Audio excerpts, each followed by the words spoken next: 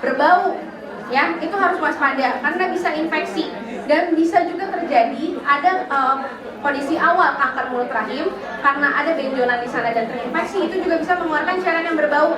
Jadi harus hati-hati ya. Pokoknya kalau udah berbau periksa ke dokter. Nggak usah tanya teman, nggak usah tanya Google. Nanti yang ada salah, malah jadi dikasih herbal apa salah-salah. Boleh dijalanin tapi ke dokter jangan lupa. Ya, habis ke dokter Google boleh, tapi jangan Google duluan baru ke dokter. Ya. Terus kalau keluar darah di luar masa haid, tadi sudah jelasin dokter Akbar apa aja yang harus diwaspadai. Tapi udah pasti salah kalau nggak di luar haid berdarah, sudah menopause berdarah itu udah pasti salah. Jadi segera periksakan ke dokter. Kalau ada nyeri di panggulnya, panggul tuh mana sih pinggang ke bawah Bu? Daerah sini ke bawah, di daerah kemaluan nyeri-nyeri gitu. Tapi bukan habis duduk nyuci lama berdiri jadi nyeri gitu. Itu saya juga kalau duduk lama berdiri nyeri. Ini lagi nggak ngapa-ngapain nyeri, apalagi kalau ada demam. Balik lagi pipisnya sakit, balik lagi ada keluhan keputihan, berhubungan sakit gitu. Itu harus segera periksa ke dokter. Yang terakhir kalau ada rasa getir perih saat buang air kecil sama nyeri saat berhubungan seksual ya. Bukan gara-gara nggak rileks terus nyeri ya, tapi ini adalah nyeri pasca berhubungan seksual, apalagi kalau ada keluar darah sama lendir yang berbau. Next. Oke lagi. Jadi yang pertama adalah datang ke dokter. Jangan datang ke Google, apalagi datang ke Shopee beli obat-obatan aneh-aneh.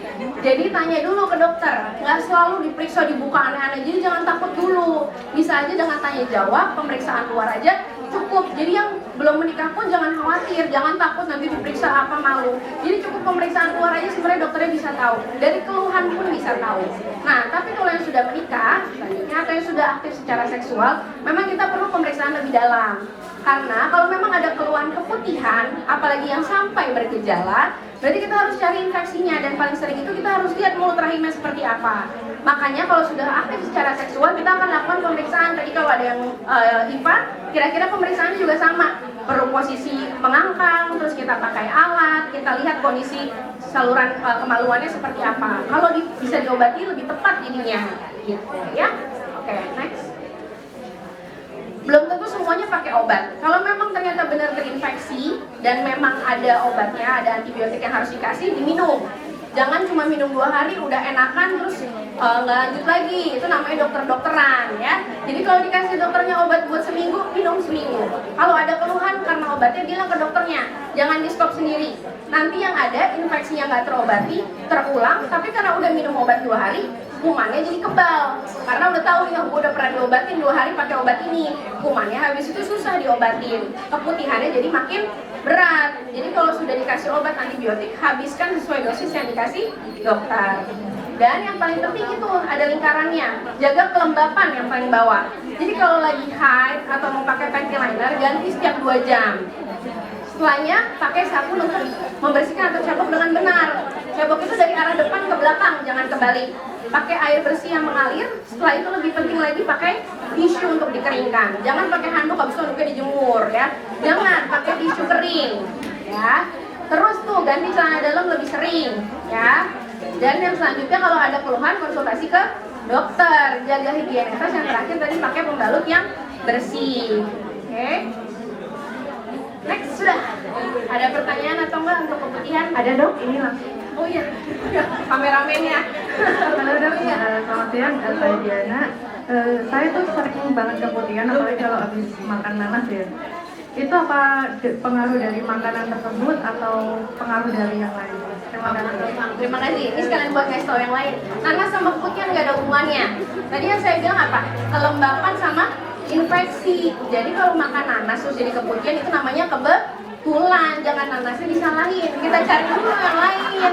Terus tuang nanasnya difitnah gitu. Padahal beli sendiri. Makan malah nyalain nanas ya. Jadi nanas nggak ada hubungannya ya ibu-ibu ya. Jadi boleh buah apapun tidak menyebabkan keputihan. Keputihan itu karena kuman yang baik biasanya kalah sama kuman yang jahat. Kenapa kuman baiknya bisa kalah? Karena kuman baiknya mati misalnya. Karena kita cebok sembarangan. Atau misalnya pakai obat-obatan yang bukan dari dokter untuk membersihkan daerah kemaluan. Atau kita lembab. Jadi kuman-kuman yang jahat lebih banyak. Jadi kuman baiknya kalah. Kecuali ibu pakai nanas buat cebok kan enggak. Jadi nggak apa-apa makan nanas. Kalau memang pas lagi makan nanas kemudian kebetulan ya. Jadi bukan salah nanas. Ada lagi yang mau tanya? Oke. Kalau ada lagi? Oh ada, oke silakan dulu. Selamat siang Bu Dokter, saya Uus yang tadi sempat periksa Oh iya. itu kan dideteksi ada titik pendarahan, ada radang. Itu penyebabnya apa dan pencegahannya seperti apa supaya kita memang harus cek ke rumah sakit, tapi sebelum cek ke rumah sakit itu apa kita sendiri harus bisa melakukan pencegahan sendiri gitu. Terima kasih Bu Dokter. Siap, terima kasih Bu Un. Jadi konsepnya sama, tadi berarti ada curiga terinfeksi. Tadi yang saya bilang, terinfeksi itu biasanya, jadi Tuhan tuh ciptain kita, saluran kemaluan kita tuh ada bakteri-bakteri baik yang melawan bakteri jahat. Jadi kalau memang sampai ada peradangan di daerah kemaluan kita, entah itu di mulut rahim atau di daerah vagina atau kemaluan, nah kita perlu waspadai. Berarti ada mungkin yang kita bisa perbaiki, misalnya lembab. Apalagi lagi musim dingin, kita pakai baju yang hangat, mau gerak juga males, mau ganti juga males, gara-gara ribet double-double bajunya, itu nggak boleh. Jadi kalau memang lagi haid apalagi di musim dingin, sering-sering tetap harus ganti pembalut, itu yang pertama. Jangan sampai area kemaluan kita lembab. Kalau lembab, kuman yang jahat tumbuh, kuman yang baik jadi kalah. Itu yang pertama. Yang kedua, tadi jangan pakai panty liner kalau memang tidak mengganggu. Sering-sering diganti kalaupun pakai, ya. Sama untuk sisanya lagi, bersih higienitas, cebok yang bersih, pakai air yang bersih, dilap sampai kering. Itu sih Bu yang bisa kerjakan. Sumber kumannya apa? Bakterinya banyak. Makanya tadi kita cuma pemeriksaan screening aja. Kita perlu Ibu perlu ke dokter lagi lebih lanjut supaya dilihat lebih alatnya lebih lengkap. Kalau memang itu adalah tanda infeksi, kalau perlu diobati diobati. Gitu. Jadi balik lagi dari kita bersih aja.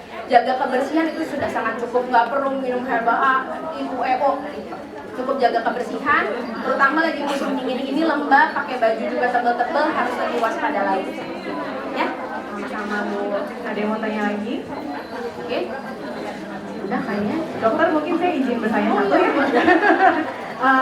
Ini dok, biasanya kan kita teman-teman tuh suka pakai sabun ya wanitaan. Itu sebenarnya gimana sih dok? Atau ada nggak sih rekomendasi dari dokter yang aman gitu untuk misfi kita gitu? Terima kasih dok. Oke, balik lagi, misfi kita sebenarnya nggak perlu obat apa-apa karena sudah diciptakan sedemikian rupanya, kita cukup menjaga kebersihannya.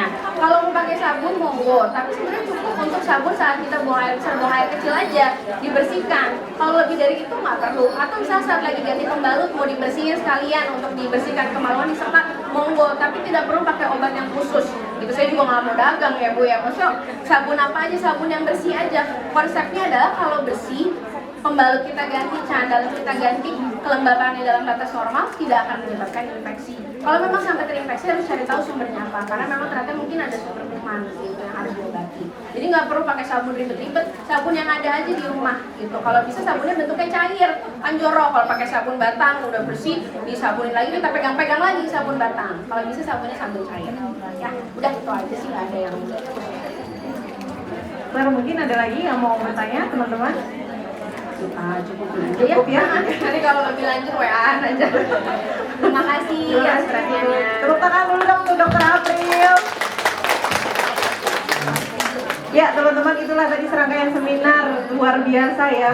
Edukasinya benar-benar saya dapat ilmunya tuh banyak banget hari ini ya, baik dari Dokter April, dari Dokter Bella, dari Dokter Akbar, dan juga dari Dokter Ami. Semoga apa yang disampaikan para dokter yang luar biasa ini bisa teman-teman terapkan untuk menjaga ya kesehatan reproduksi kita. Kita akan ke acara selanjutnya, yaitu foto bersama dengan para dokter yang sudah hadir di sini. Pasti teman-teman mau foto bersama kan? Ya. Mau kan? Mau, ya. Baik, untuk informasi teman-teman, ada yang belum melakukan tensi darah atau cek kesehatan? Atau sudah semua? Sudah semua ya? Oke. Baik Ibu Ayu, mungkin bisa disiapkan untuk foto bersama. Terima kasih. Ya. Gimana Mbak Ayu?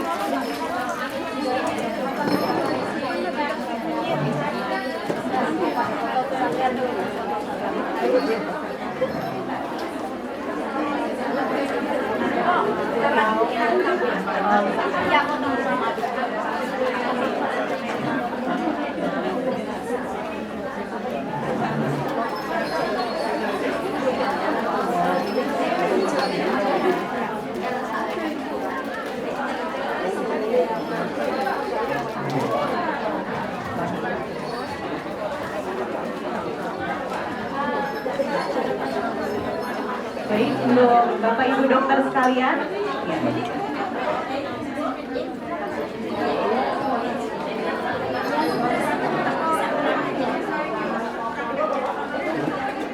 Berarti dari sini, baru di tengah sini. Terus dokternya di mana Bu Ayu? Sini.